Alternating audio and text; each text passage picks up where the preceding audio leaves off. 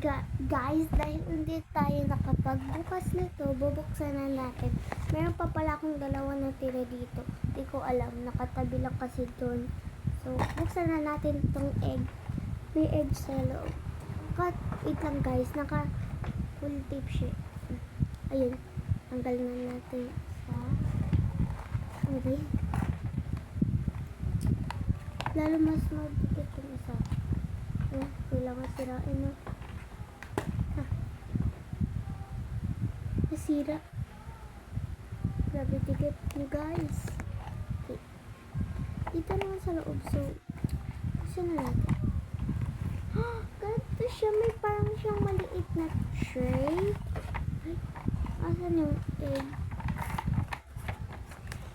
Ito guys. Oh, hindi siya kasya. Iba naman yan. Ang haba ng anong long sleeve mo. Ang haba pa ng palda mo. Ito guys. Yan. Ay.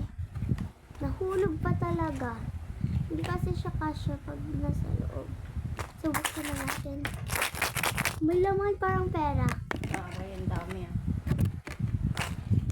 Parang pera siya guys. Oh, pera!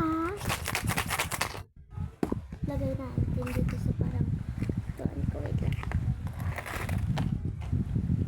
Ay, tipuga. Yung mga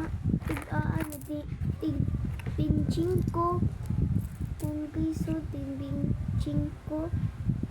Kala ko pera mo, 5 pesos pa. 5.25 cents. Ang haba ng skirt mo, tapos nakaboots ka.